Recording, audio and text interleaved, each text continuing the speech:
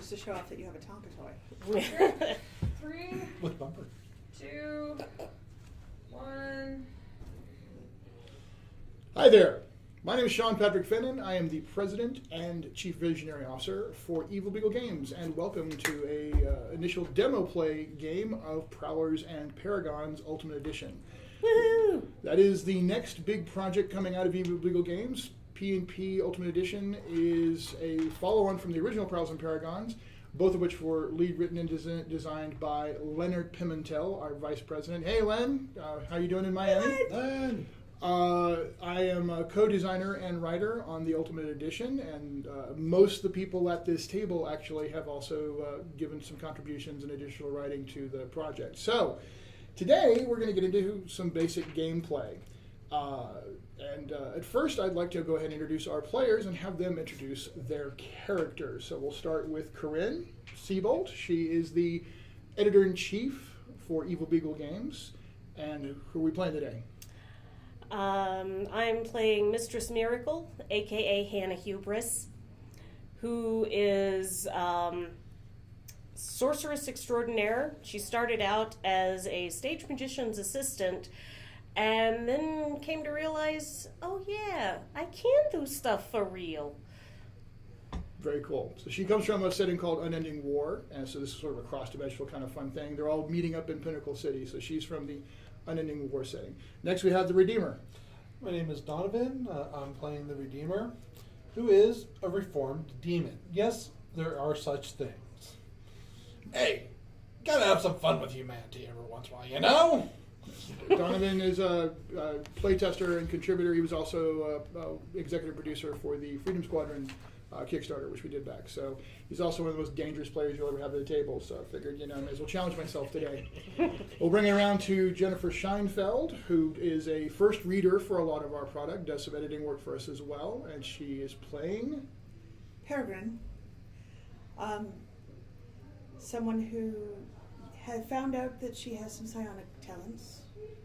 Actually, I can't fly per se, so not as cool as you. But if I parkour first, it works out well. Parkour! She's also from the Unending War setting, and actually Redeemer comes from the Modern God setting, the parallel worlds. Oh, I have an idea for later.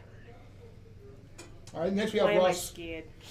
Next we have Ross Watson, who was the managing director for Evil Beagle at one time, and is still on the team as a consultant. He's also the lead developer and runner-designer for the Wrath and Glory, a game that has just come out from Ulysses Spiel. And Ross is playing? I'm playing Psi-Titan. Consider the following. A man who possesses vast psychic abilities, a man linked to the Gestalt psionic energy of Earth, a man whom few others understand, and a man who struggles to retain his humanity. And there we go. As I said, he also comes from the Modern God setting. And then finally we have Raymond Bruels, who has done some writing and design work for both Freedom Squadron and is also doing some stuff for the P&PUE world, including a really cool setting, which we'll be talking about in the very near future. And he is playing? I am Valor.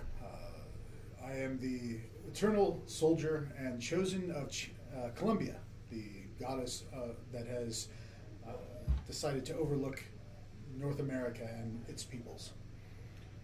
There you go. This is our cast of characters for the day.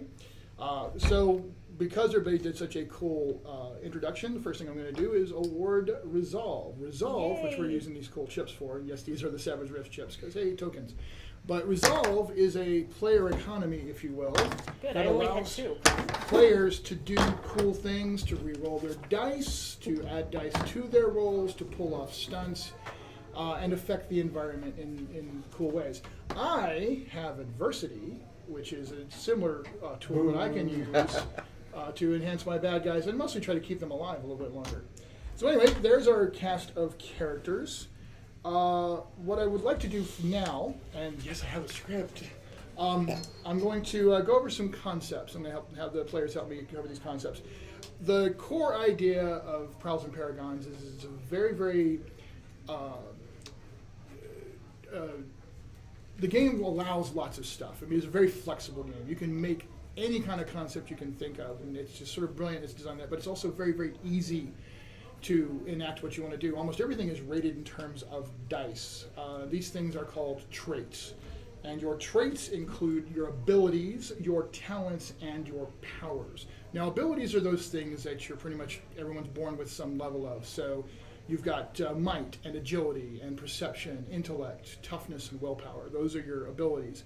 Talents are the things that you develop through effort and study and, just either experience or education or something along those lines. So you have the academics talent, you have the charm talent, you have survival, you have technology, science, medicine, professional, those kinds of things. So, for example, let's go back to abilities. Ray, what's Valor's might? His might's a 10. 10D. So that's Wow, a very you're super. That is a very super heroic level of might versus Mistress Miracle's might of 4. 4D. So let's go ahead and talk about the scale there a little bit. So everything is dice. And when we say dice, we mean D6s. This is a game where you get to roll giant handfuls of 6-sided dice. So if she has to make a might roll, she would roll 4 6-sided dice. If he made a might roll, he would roll 10 dice. We're going to get into what that means and how that is in a little bit. But just to give you an idea for human strength, to give you a sense of the scale of the game, humans range between 1 die, which is really, it's pathetic. It's not good at all. You're puny. And 6 dice, which you probably never met anyone who's had 6 dice. Arnold Schwarzenegger? But they have existed, right? Paul, I can't remember his name, but there's a guy famously who has lifted over a ton. So human average, or slightly good average, like 2 and 3 are like your average levels. A 3-die human can lift regularly 200 pounds without too much of a problem. Someone who's a peak human, like the greatest that we've ever known, can regularly lift a ton, right? And so when they talk about Captain America as being human peak, that's probably him. He's running around at 6 dice, maybe 7 or 8, depending. And then truly superhuman, which, like we just described, Valor is in the category of this. A 12D superhuman strength would be 100 tons. So that just gives you a sense of the scale there. Similarly, human speeds. Humans can run at 3 dice, which means they can run at 10 miles per hour. Valor has running, right? What's his level running? 9 dice. 9 dice. So Valor can run at walls and across water, because even at 6 dice, you can run 100 miles an hour, whereas at 12 dice, you're running 10,000 miles an hour. So this game exponentially jumps up in scales, and you can kind of treat everything else It's as... like the Richter scale? Yeah, it's kind of like the Richter scale in that regard. So we discussed abilities. Let's talk about talents. Like I said, talents are those really cool things that people can do because they've trained or gotten experience. So, for example, let's talk about investigation. What investigation skill does Psi-Titan have? Psi-Titan has an investigation of 4D. Most of the time he uses his other powers to investigate things. But he has 4D, which means he's really good. If he lost his psionic abilities, he would still be like police detective level capable, and high-level police detective level capable, and running an investigation. But Peregrine's investigation is 6 dice. So Sherlock Holmes and Batman. Although some could probably argue most of those guys are probably actually superhuman in those talents. But nonetheless, 6 dice, that is one of the finest investigators anybody's ever met. So, that's the thing. So you'll tend to see talents stay within the 1 to 6 dice unless it's something that character is just superhumanly capable of. So a Mr. Fantastic or a Tony Stark. Mr. Fantastic clearly maybe have an 8 to 10 dice in science, or Tony Stark might have 8 to 10 dice in technology. And then, of course, powers.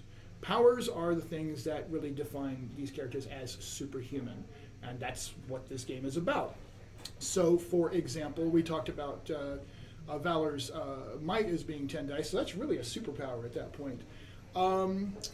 So, Redeemer, Yes? tell us about one of your superpowers. Oh, let's just say I can form and control hellfire. At what level? 15 dice. Right, so he's got elemental control, fire, it's defined as hellfire, at 15 dice. So that's crazy powerful. This is a 12 to 15 die game we're running here today. So he's got what's called elemental control. And that actually gives him a vast array of abilities that he can call upon. This game really supports the ability to have a power perhaps that can be used in multiple ways. So elemental control, Psi-Titan has an omni power that is defined as psionics, and Mistress Miracle has a magic omni power, but there's also just straight up individual power. So for example, I know Peregrine has the strike ability at how many dice? 12. 12 dice. And does she have any pros or cons on that? No, she doesn't actually. It's just straight 12D penetrating. Oh, no, she does have a pro. Penetrating is a pro. Thank you. So penetrating is a pro. So what we're getting in here is you have your powers, which are just straight up the dice. That's it. You may have to define them like blast of fire, or in your case, strike would be defined as the psionic daggers. But that's just the flavorful aspect, as well as what might block it. So if somebody were immune to psionic energy, the strike wouldn't work against them. And if someone were immune to fire, the hellfire thing wouldn't necessarily work. But otherwise, it's just dice. However, you can buy things to enhance those powers called pros. And pros are just straight up plus X points, and you can do a thing. In her case, she has the penetrating pro. Penetrating, what that means is when she's up against somebody who decides that they're going to use their armor or their physical, what we call passive defenses, she cuts that right in half. They only get half of that. So if she's coming at them with these penetrating side daggers, they're going to want to use what we call active defenses, which is instead just getting the heck out of the way. We'll get into that a little bit more later, but penetrating is a really cool ability for like cutting open a tank. That's, I'm driving a tank at you, I don't care, I'm going to cut it like butter and come inside. Oh, God. So that's what penetrating is really good for. And again, there's a whole bunch of different pros that you can buy. Some are attached directly to a power listing because they're specific to enhancing that power. Well, as the end of the at the end of the powers listing in the book, there's a bunch of pros that could be added to anything. So, for example, I know Psi-Titan has both area and selective added as a pro on top of his omni power, which whenever he creates a power out of that omni power, such as mind control or telekinesis, he can use area to affect a larger zone, and he can use selective to make sure he only affects the targets he wanted to. So that's how pros work. Also, there's cons. Cons limit a power, save you a few points, and help maybe create an additional bit of definition. Does anybody have a con on one of the powers? That I actually have strike as well, but I have build up. Build up. So build up is a con that says you have to wait a couple of what we call pages, which are turns, right? And every game has turns. Because it's a comic book based game, we call them pages. So he has to just wait for 2 pages worth of action before his strike is fully ready to go off. So it's like kind of building up. And the character I play in a game that has played with that character, Reliant, has these really major like area affecting kaboom powers. But they require build-up. And they also have taxing, which means I actually hurt myself, or the character hurts himself. I don't actually physically hurt myself, but the character hurts himself when he uses the power. So there's ways to add further definition, and again, shave a few points off. Those who are familiar with other types of games that use the kind of advantage and limitation concept, you might be familiar with like really min-maxing down a character. I will tell you that. In this game, taking a con will save a few points off, but it's not going to be like this uber, min-max kind of experience. And that's by design. This game is really meant to kind of simplify the process and encourage concept and narrative over mechanical picking things apart. So we're kind of excited about that. But again, any concept can be played, and it's pretty exciting when you see all these ideas. So we talked about powers, and we talked about the powers that have ranks, that running of 6 dice and psionic abilities of 15 dice. But there are some powers that you don't roll dice for, and they're considered default rank powers. So you either have them or you don't. There's a power called adaptation that allows you to instantly adapt to your environment. I think you have that power, right? And Psi-Titan has it as well. Psi-Titan. So adaptation, you don't roll dice for that. It exists. Invisibility is another one. You can turn it on or you can turn it off. Hypertranslation, all of those kinds of powers. They still get rated in terms of a die rank, and the reason for that is that there are certain things like drain and nullify, and powers that affect other people's ability to use powers.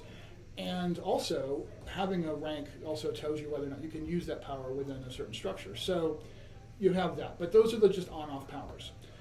Finally, there's perks. Well, not finally, but in addition, there's perks. Perks are things like you have authority, or you have fame. I think you have. I have fame. So Valor has fame. People know him. Like Captain America, he's well known and popular.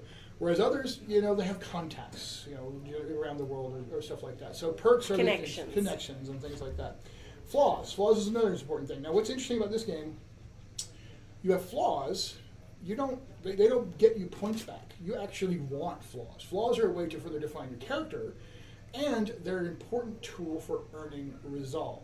And plot hooks. And absolutely, they're also for plot hooks. It actually costs you additional points if you want more than 3 flaws, because each flaw you have is a potential channel to generate those resolve tokens I was talking about.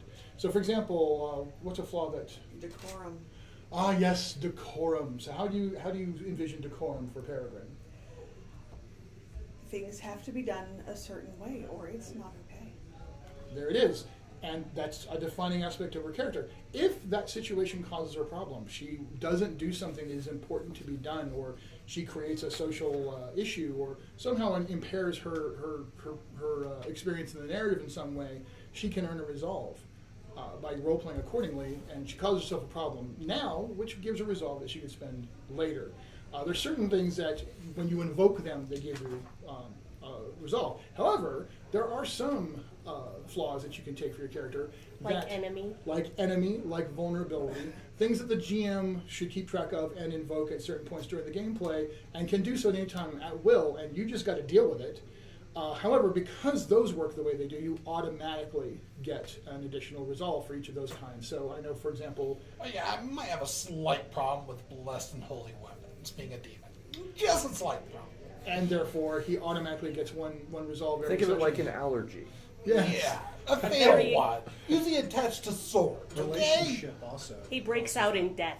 Yes. Yeah. So relationship is another good one, and that's the whole Peter Parker and everything, Aunt May and Mary Jane and like half of New York City sometimes it seems. You could almost make the argument that in some way he has a relationship with New York City just because he cares about the city so much. But the point is, because that can be so easily exploited, and the GM should and can and should plan plots and stories around this session, there's going to be some stuff that happens with your relationships that you automatically get a bonus resolve every session because of that. But that means you kind of just have to wait and watch for that shoe to drop. So those are flaws. And then you get into some details. There's some mechanic details such as edge, health, and resolve. Edge determines your initiative. The default use is you just, whatever your number is, if it's, the higher numbers go first. So Psi-Titan has an edge of 29, whereas Mistress Miracle has an edge, I think, of 20. So, that just is it. That's the default way, and it's a static way to go. You can jump the order by spending resolve. However, at my home games, actually use the random option, which you actually he would roll 29 dice and see how many successes he got, but everybody else gets to roll 2, so it adds some flexibility. Today we're going to play it by the default, the straight number, though. And then health, by the way, edge is calculated, in case you care, your perception, which is your awareness of your surroundings, plus either your intellect or your agility, whichever is higher. And then there's some powers that play with that. Health. Health is either your toughness or the average of your toughness and your willpower, whichever gives you the better number. So, for example, Psi-Titan clearly used the average of his willpower and his toughness because he's got a hell of a willpower. Whereas I think Valor is straight up on his toughness because he's just got a good solid toughness. But anyway, that's how many points you can take before you go unconscious, because it's a game and we count health points. And then resolve. So for standard game, standard campaign, the GM would set a trait cap. This is a way to set balance, right? To kind of keep everybody in the same playing field. So were this a standard campaign, and say I was setting it as a 12 dice trait cap, everyone who is at 12 dice starts with a base 0 resolve, not counting ones that they get for flaws or ones that they purchase, because you can buy resolve with hero points. For every level you are under the trait cap, you get to start with 2 bonus resolve. So this is the Batman Superman thing, right? Superman's going to be probably 18 dice of might and crazy superpowers. Batman's probably 12, 14 dice, depending on how you want to play with things. So Batman's going to be pretty capable just because of his training and stuff like that, but he's not going to be Superman powerful. But if he's 12 dice and Superman's 18 dice, that's 6 levels under on the trait cap, so he would start with 12 bonus resolve. So whereas Batman's not doing the cracking planets open, Batman has lots of points to use to pull off amazing stunts, to pull off amazing changing the environment and planning and preparing for things, and the things that Batman does. And Alfred. Alfred gets all kinds of resolve. So then there's gear. No, Alfred is resolve. Gear, which is the thing about this game is you don't necessarily have to pay points for equipment that your character should have if it makes sense, and it's even the super agent level stuff, not just the, like I have a cell phone, but maybe I have a really cool stat phone or something. As long as it makes sense for your character, you can have it. And then there's some things about connections, which are specific relationships that you have, maybe not with people you like. So Superman might have a connection with Lex Luthor. It's a part of the story. Motivation, this determines the core essence of why you do things. And like flaws, it can be a source of resolve based on if you do something that's not necessarily optimal, but because of your motivation, it comes up. So for example, what is Valor's motivation? He's an idealist. So explain that. He believes in doing the right thing and upholding the virtues of society as well as his code of honor, because he has a code of conduct flaw. Right. And he is, he represents Columbia and the essence of that ideal of what things were founded on, as I recall. Yes. Whereas Mistress Miracle's motivation is justice. So she is all about seeing to it that those who are wicked and guilty and evil are punished for their actions. What is, you're also justice. Psi-Titan believes that his gift should be used for the world's benefit. So he believes in the virtue of altruism. Yes, very, very good. So it's the logical and right thing to do. Spock would be someone who acts out of altruism. It is logical and appropriate. He uses the needs of the many. The needs of the many. Fascinating. So we have justice, we have altruism, we have idealism. There's all kinds of other cool motivations as well. So those are the essence of what are going to make up a character. And we talked about ranks already. So you know what? Let's get to gaming. Let's get into this. Let's have some fun. So we open the scene with Valor walking around a place called, and this is said, by the way, in Pinnacle City. Pinnacle City is the core setting for the Prowlers Paragons Ultimate Edition book. This is a setting created by Len Pimentel. And we are outside of Pinnacle City at the Almador Research Facility, where a lab has just been attacked and stuff taken. So, Valor, you are walking around and seeing the detritus and damage of the place.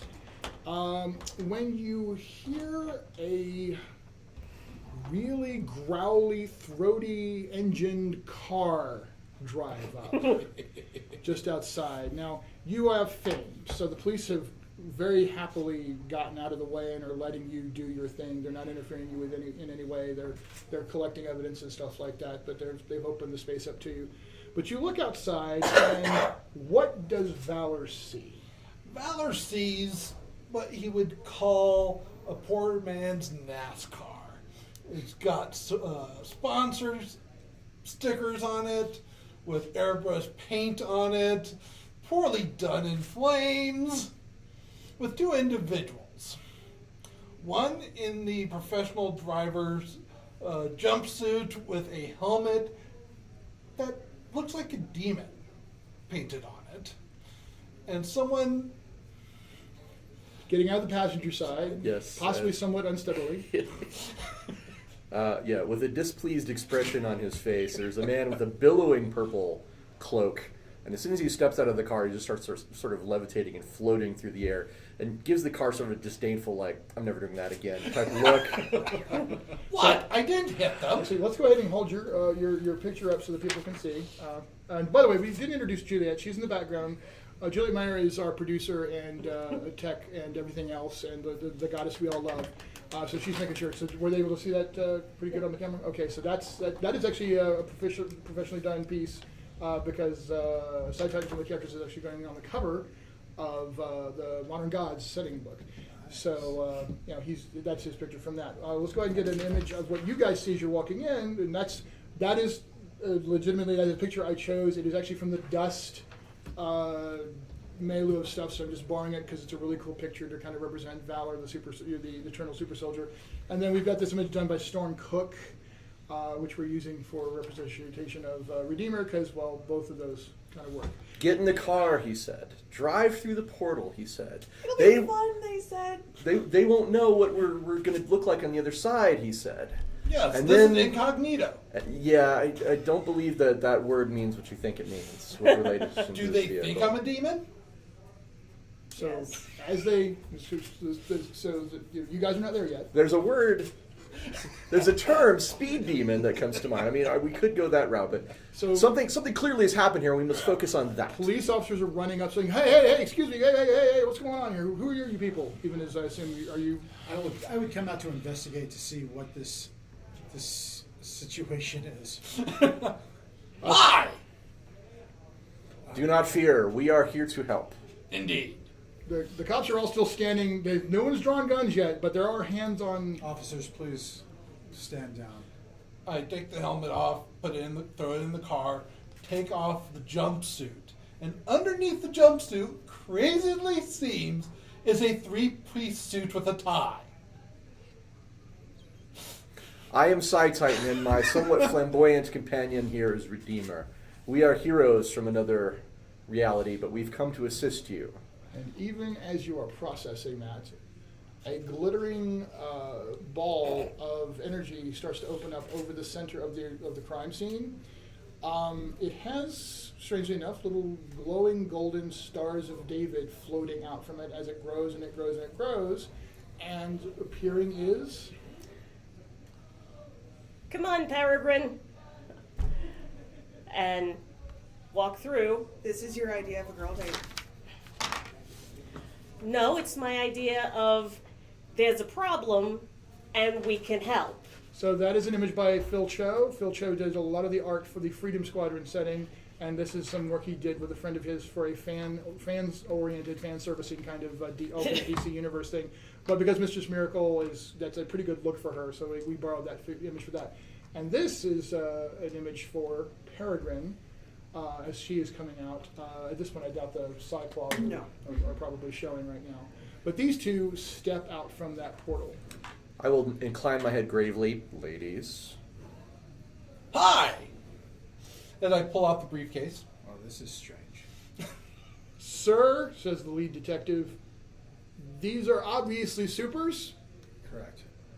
Are you accepting responsibility? I will accept responsibility for the time being, yes.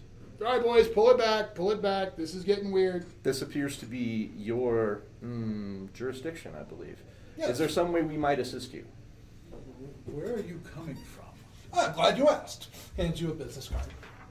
Hi, I'm from the law firm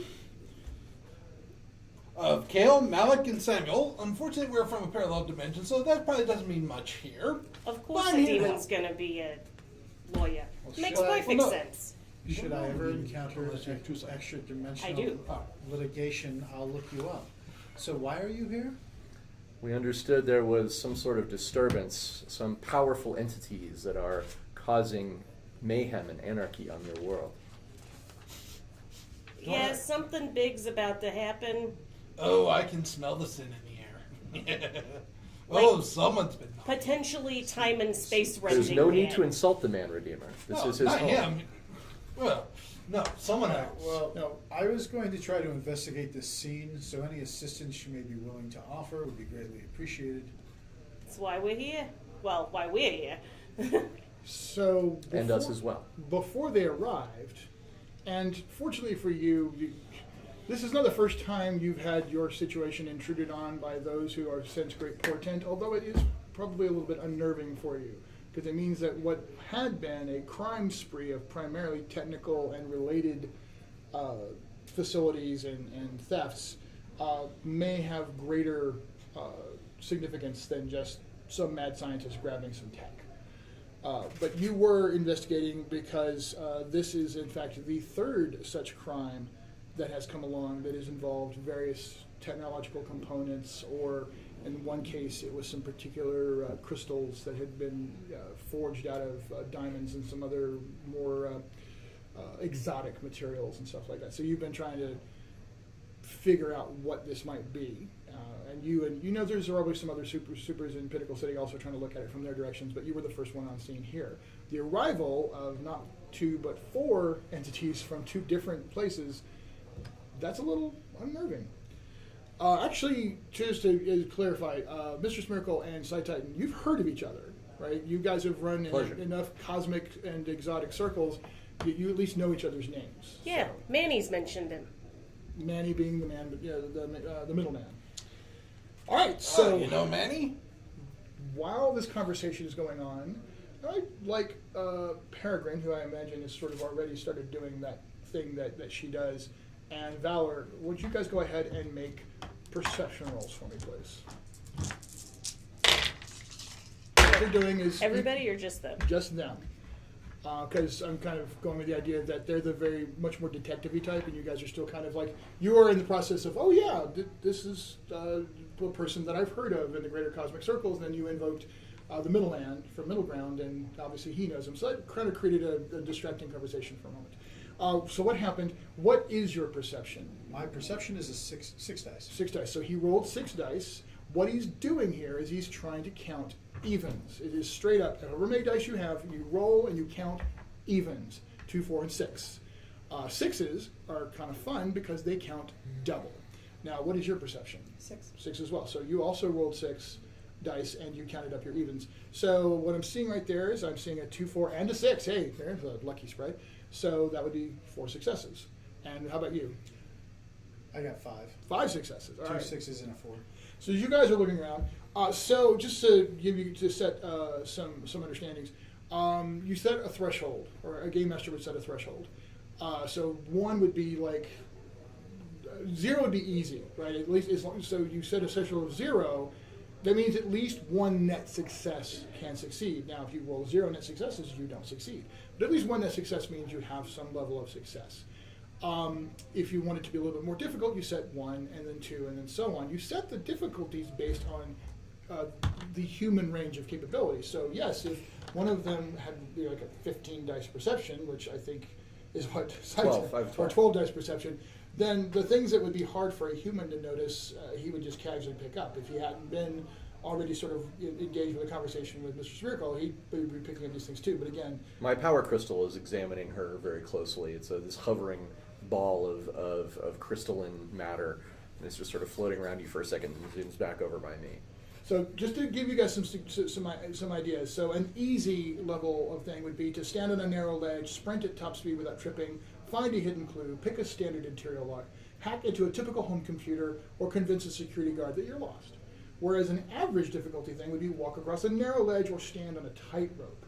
Perform a simple gymnastic maneuver like flips, rolls, and tumbles, find a hidden clue, a police detective might note, pick a standard exterior lock, hack into a typical office computer or server, or convince a bodyguard you're expected by his charge. Now, we're going to skip up. So, inhuman is 4. Like, that would be like a level 4 or higher. You need to be at least 1 success over that. Now, brutal would, inhuman would be fight on a tightrope or run across a slack line. Perform gymnastics an Olympic athlete might be able to accomplish. Find a hidden clue the world's greatest detective might note. Bypass the best government or military security system, hack into the most secure government, military, or computer system, convince the joint chiefs you're supposed to be in the situation room. So you can get a sense of that. And then you get into like legendary level and stuff like that. So you rolled a 4, you rolled a 5. So you guys are already starting to pick up some initial clues.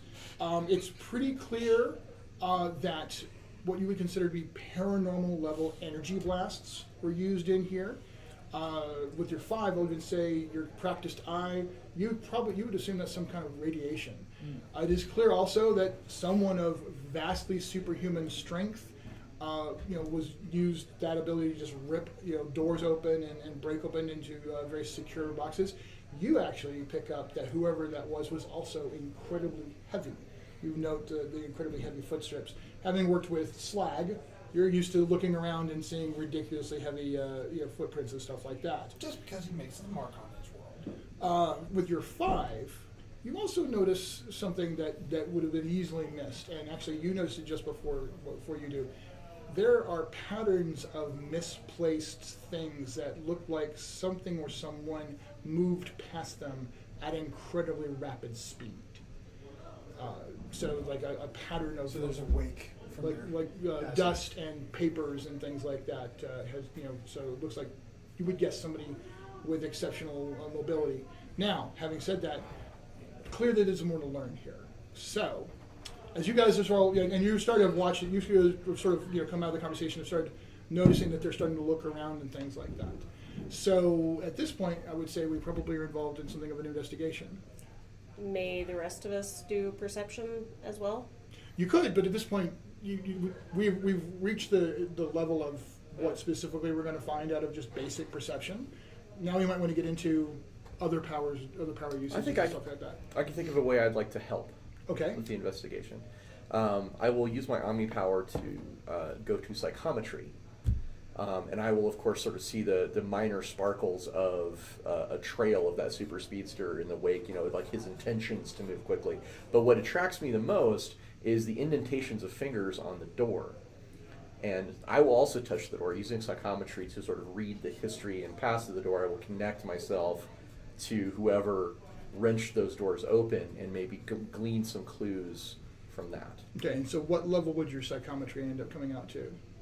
Well, it's an Omni power of 15. So if you put it all in there, Yeah. right, we're not even going to need to roll.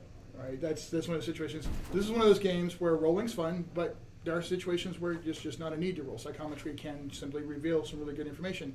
Now, if someone involved in this situation were capable of opposing Psi-Titan through, opposing psychological or psychometry or whatever, or some sort of cloaking ability, there might be a role involved here. But at this point, there really isn't anything that's going to oppose you. So I'm going to get back to you on the fullness of what you pick up there.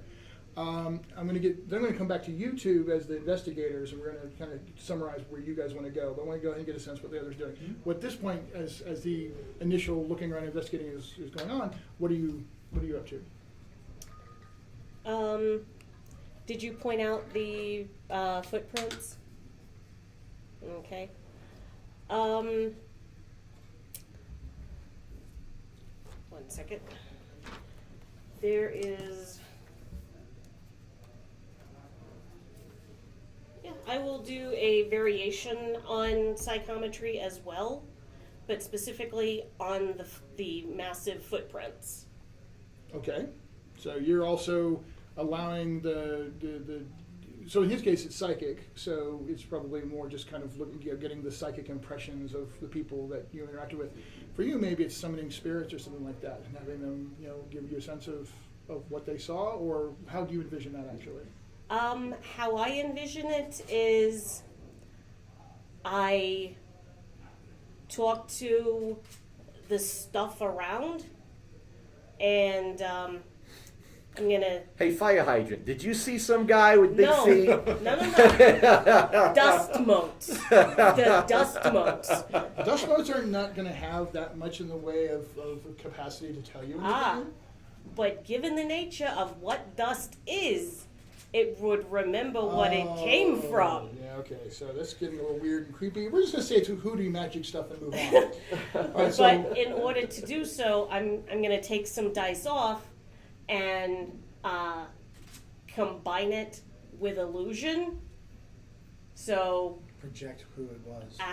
And have the dust motes form a shape of what it was. Totally understood. Love the idea. Another way you could do that is to simulate basically photographic memory with the ability to do playback. So either way, it's going to be pretty simple for you to do that. So with an Omni power, which is what she has, it's a pool of dice that she can allocate to existing set powers. So she's allocating her Omni power, which is, as Psi-Titan did, to create the power of psychometry, but she's pulling a point off of that to add the playback ability. So again, just two ways to skin that cat, but that's going to be the simpler way. Either way, mechanically, it comes out the same way. So you're doing that, and then we'll get back to you on that. And Redeemer, what are you up to? Since nothing's been said about occult and magic and all that other stuff, and everybody else seems to have it in hand, I get distracted. Oh, Lord. I'm invoking a flaw. Uh-oh. By using my detect sin, I'm going to sniff out the most corrupt cop present. Okay. So what he's doing is he says he's invoking a flaw, which is taking him away from being able to help the direct investigation. So he's earning a resolve for that. He's also earning resolve because of how this plays out otherwise. So you're off sniffing out corrupt cops. Well, I tried to find the largest amount of sin because I was sniffing out sin, and I realized one of the cops is corrupt that's in the area.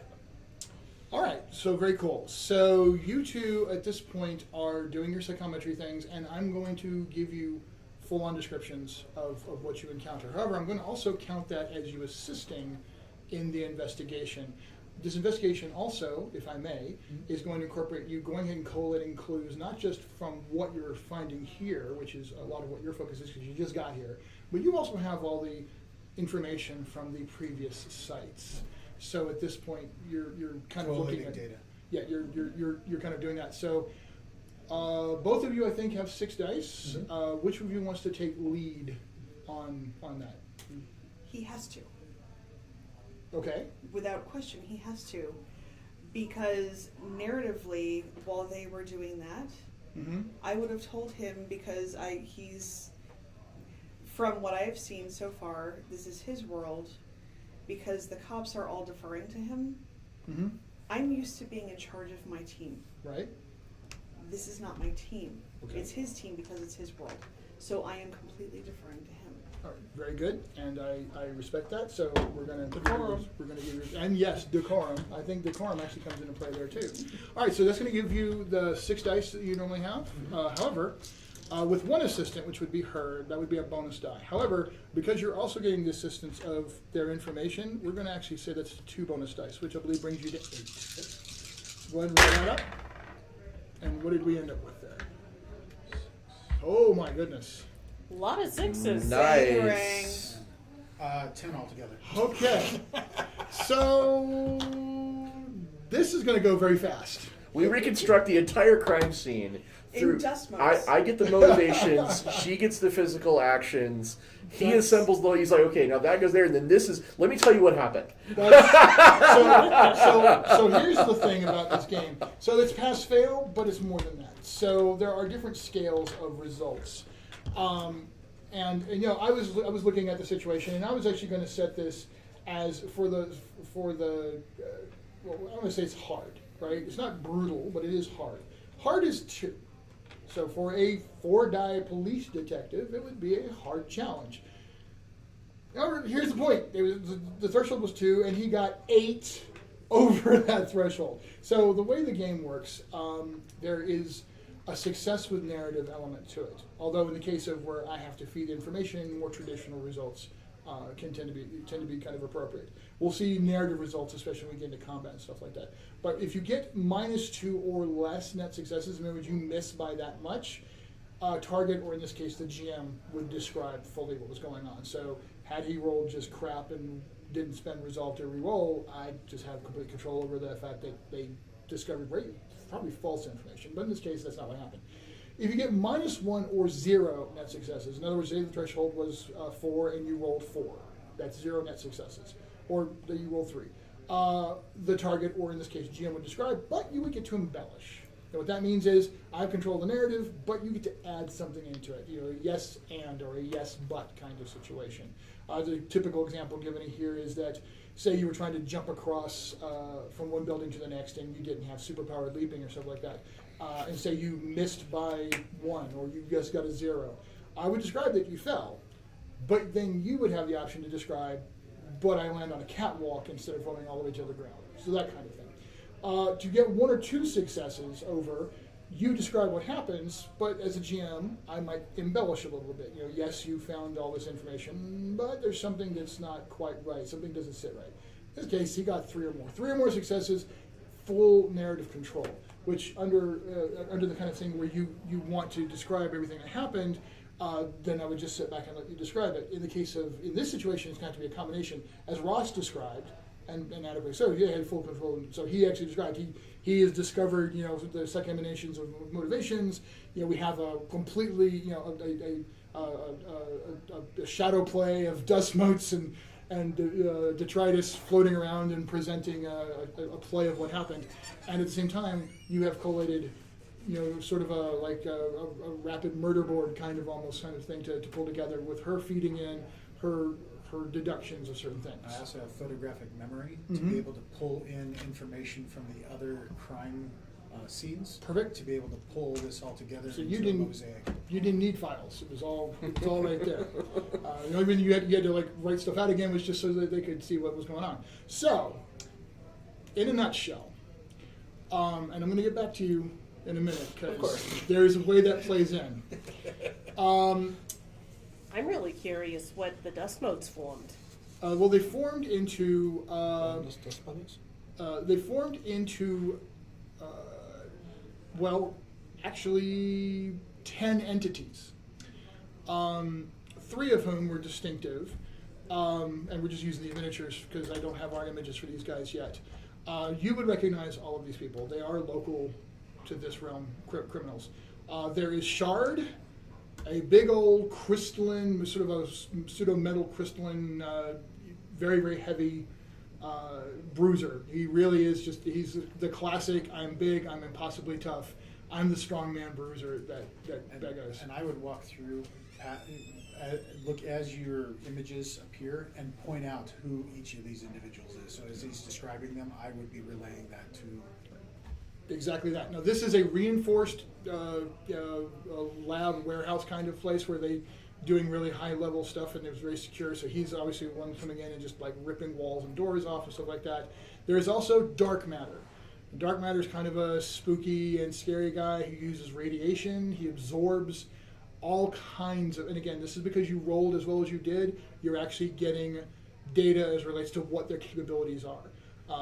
So from stuff that you've researched, this guy absorbs all forms of energy. Like if it's electricity, heat, fire, radiation, energy, he just absorbs it. He's incredibly powerful in that regard.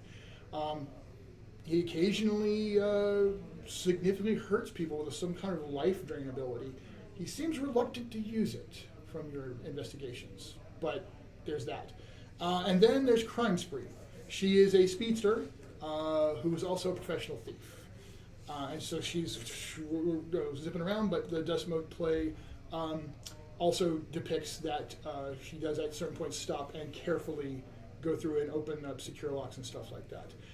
The fourth person is a guy who's basically in pretty cool high-tech body armor with all kinds of weapons, like a pair of submachine guns, an assault rifle, pistols, all kinds of stuff like that.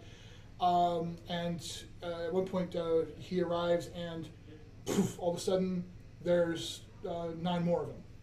He's known as Phalanx. You're not sure, but you've heard he can make as many as 100 of himself. And so they just spread out, and obviously they're doing security, they're covering the perimeter and stuff like that. So he's got this sort of just straight up body armor and guns, mercenary kind of look about him. So all of them are criminals who don't often work together. But you get from your impressions, your psychometry, kind of reading the essences and stuff like this. And what I'm doing right now is I'm thinking certain assumptions about what Psi-Titan would do. The power is open-ended enough that he could totally say, well, I'm going to kind of psychometry, but I'm also going to put some telepathy into the psychometry and kind of read the impressions and stuff. And so it's a cool idea, and I'm playing with it. You get the impression they all have memories of who they're working for. Apex. Apex as in APE-X. Yes, he is in fact a super genius, a high-tech and scientist ape. Who considers himself the apex mastermind of this world. I suspected some monkey business at the heart of this. I need you to give me a resolve. That was bad. That was actually kind of a good line. That was fun. So clearly they are working with Apex. Now, because again, they rolled so well. You go through all of your data and your information and you pull in this kind of stuff.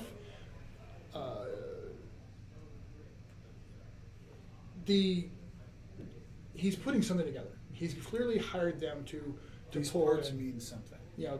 What you don't know for sure, but they mean something. He's up to something, and the fact that you two were drawn to this world, whatever it is he's doing, it has some sort of cosmic danger implications, more than just this world.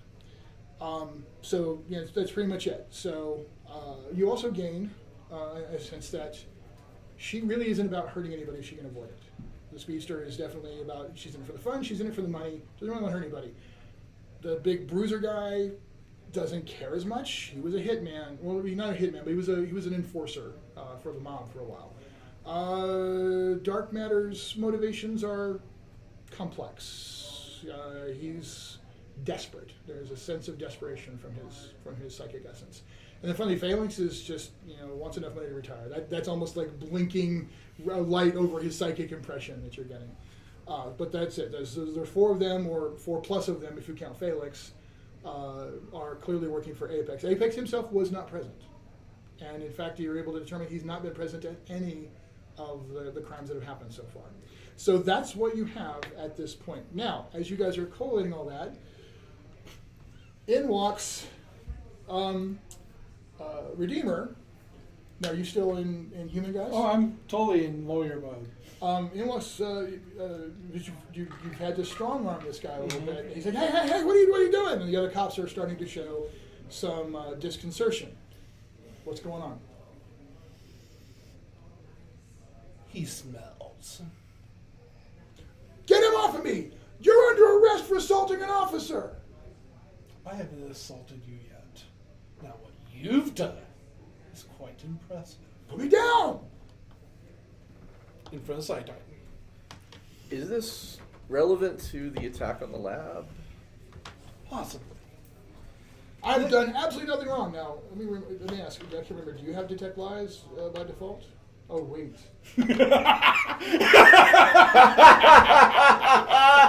This is why I said The moment he says I have done nothing wrong, he is screamingly lying.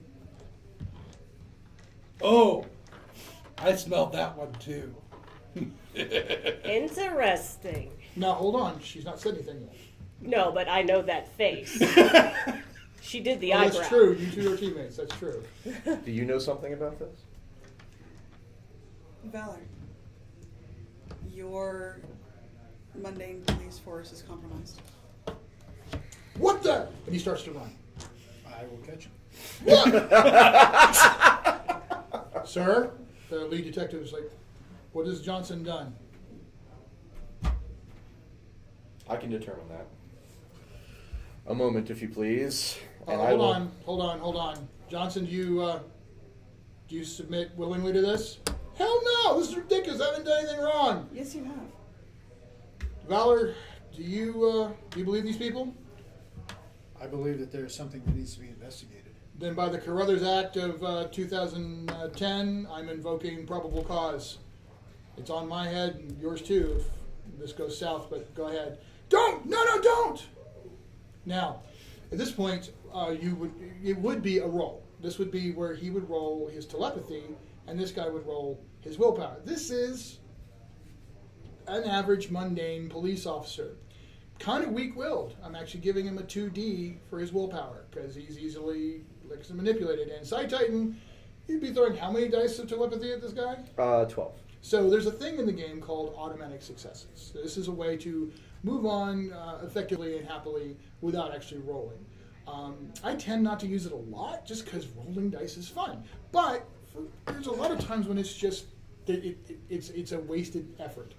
So with your 12 dice, the way automatic successes work, you would get, by the way, the banging noise you're going to hear coming across is, we picked today to do our shoot at our very good friend's place, Total Escape Games, Broomfield, Colorado, and this is a totally shameless plug. If you ever come to town, you have to come to the store. Awesome people, very, very good to the gaming community, and they let us do all kinds of fun stuff here. But unfortunately, The building's being worked on. weather, so we got roofers upstairs. They're actually trying to be nice. We talked, and they're trying not to make too much noise, but you might hear some noise. But anyway, so you get to do automatic successes. If you want to do automatic successes, you get 1 automatic success for every 2 dice you can throw. So he can throw 12 dice, giving him 6 successes. The best I could do if I rolled 2 6s is 4. So we're going to just go with that. With the by your leave, go with the auto successes. Yeah, that's totally fine. I was going to spend a few points of Omni Power just to sort of project complete sincerity to this guy and say, do not fear. Anything irrelevant will be discarded. His eyes go wide. I know, it probably sounded like a threat, but I'm creepy, so what I intend to be reassuring does not come across as reassuring. As a matter of fact, he completely freaks out and is actually even fighting you more. And in fact, the other cops are all kind of looking at each other like, and they're looking plaintively. That guy and actually one of them said, "Sir, he's really creepy." And just think, he's the nice one of us. So what I'm doing is I'm, As a lawyer. mind probing for, what it is he's done wrong, Right. and I am intentionally turning off my photographic memories and using my ability to edit my own memories because I am that good with psychic stuff. That anything I see that's not related to the issue, I forget. Unfortunately, there's a whole lot in there to not forget. No, This that's guy's- fine. I don't need to see his minor indiscretions or anything he's really part of worried a about. he's part of a group of Pinnacle City's not finest, who are part of a network that almost formalized their ability to make money working with various criminals. And he recently met with Shard, who again has criminal ties.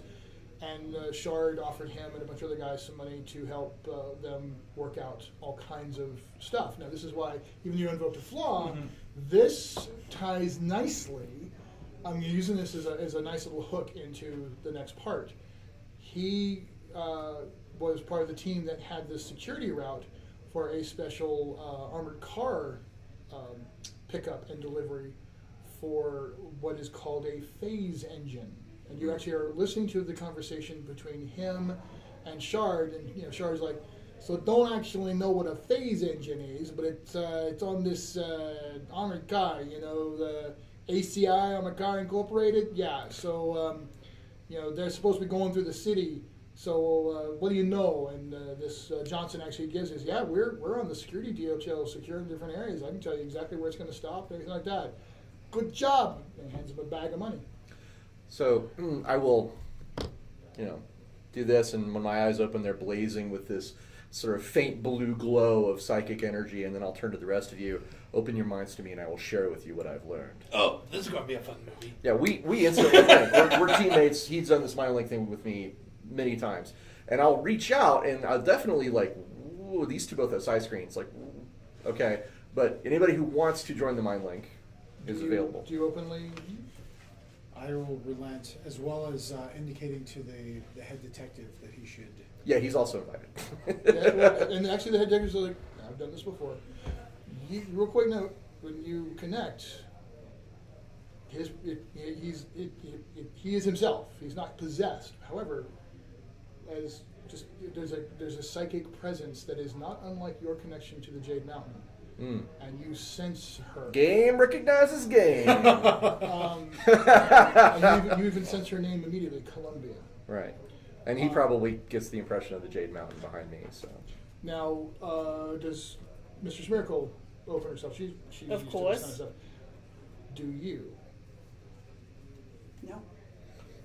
fair enough. She does not. I will, in my halting Rod Serling-esque voice, presented for your approval, I will explain the situation with the armored car. But everybody else will actually see what this guy showed me. As he does it, I pull out a cigar from my my jacket, light it. Oh, this is gonna be fun.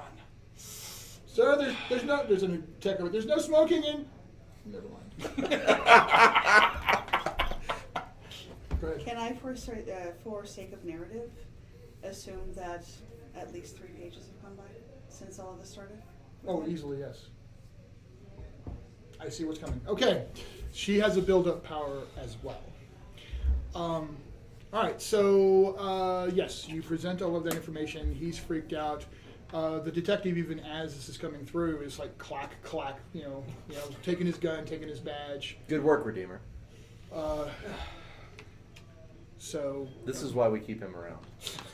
just so you know, for all your investigation, not only is it for this situation, but you're able to present for later. There will be all kinds of important evidence to help the paranormal task force group within Pinnacle City's finest deal with the bigger picture of what's happened. They'll be able. This evidence will help them solve all those different crimes at once and that kind of thing. Yes. I will, before he is taken away, I will go to Johnson and I will take his hands in mine and I will look right into his eyes. Look around you at all of these fine people who are Clack, trying, clack. That's where the cops are being put on. who are trying to help the city. there was a time when you wanted to help the city too. I cannot imagine the shame and the guilt that you feel that you have been led so far astray. Take me away! Please, take me away! I'll tell you anything! I like her. Get me out of here! I'm really grateful that you have this opportunity to write yourself and write your wrongs. I don't even want a lawyer. You watch that happen. Now, My card.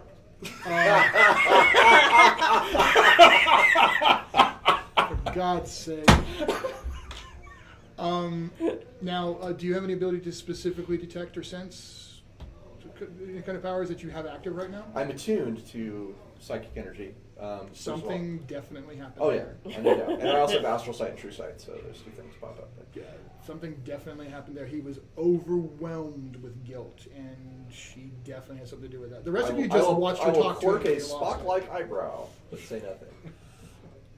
So, just so you guys know, this is the character who convinced the godlike emperor of Japan in another campaign to go Ceasefire. to agree to a truce. To realize that it would be in the best interest of his people So to no longer be at war. the cool thing about this game is that there's no this power is so much better than that power.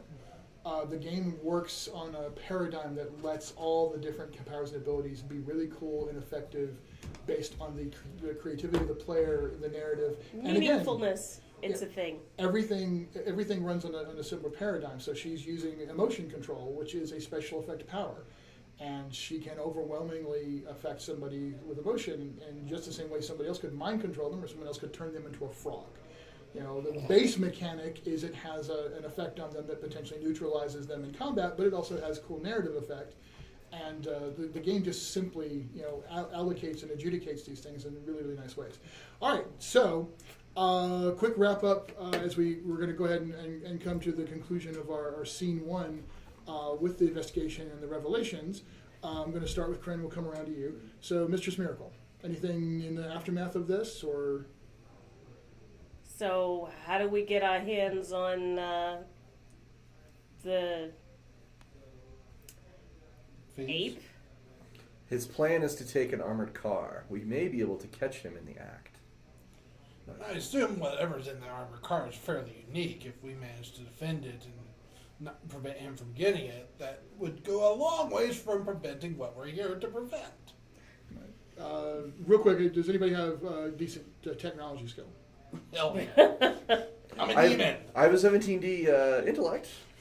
Okay, so the way intellect works, I'm glad you brought that up. So intellect, so you don't have practical application of technology necessarily. What's your technology, just for argument's sake? I text 4. Right, so 4D. That's You're way better than mine. You're very familiar. You're an expert user of computers. You understand. When you read popular science, you get the use of. However, with a 17 intellect, your knowledge, your things that you've read, the things you've retrained, the idea of a phase engine, automatically speaks to you of something that definitely could affect things on a quantum level. Physics is one of the many areas of study that you've come across in your time and just retained knowledge of. And that would be why clearly this would be a threat. You've dealt with people ripping holes in space-time, and if someone does so, inelegantly, it can result in terrible. This could be catastrophic if the phase engine is what I believe it to be, and I will, pass on some of that information. On a quantum level, this device might affect your own reality. And yours as well. It could potentially, it could be a crisis on infinite Earths.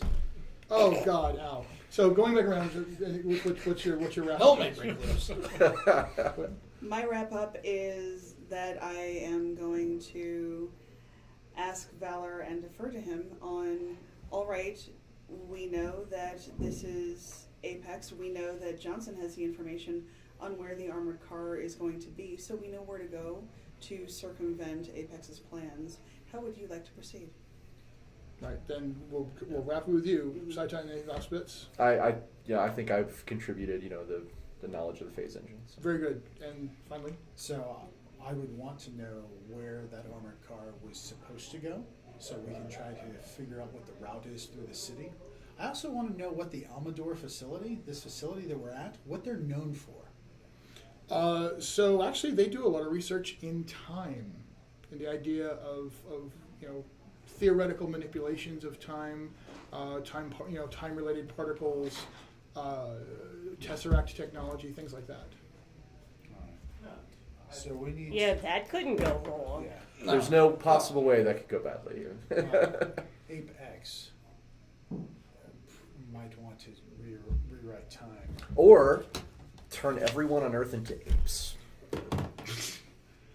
No, would that mean your security card or Minutemen? Probably not far off. So we need to figure out where this armored car is. If it is en route, or if it's destined to. If there's a set time that it will be en route, so that way we can try to track down its where it is presently in the city. Very good. I'll tell you what, you have the command talent at a pretty decent level, as I recall. I have command of 5 dice. 5 dice is excellent. That is a top-level commander. So does anybody else have command at a decent level, somewhere within 3 dice of his? 7. Right, so you'll provide assistance because this is a specific application. Same thing. She was within 3. So the point is you're analyzing, in this case, the application of command as a study of tactics and strategy, which is why you would not be leading this case. Yours is more overwhelming personality. So go ahead and roll 7 dice for me, because I'm going to give you credit for enough assistance to get plus 2 dice.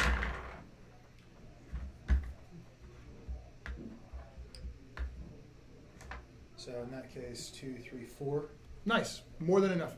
You're able to analyze the information about where the route is to pick where you think A is the most likely spot they would want to hit, because it provides the most amount of exposure, and B, where you guys can set up a decent ambush, which means you guys will actually be able to take advantage of the ambush condition, which has a specific effect in the game.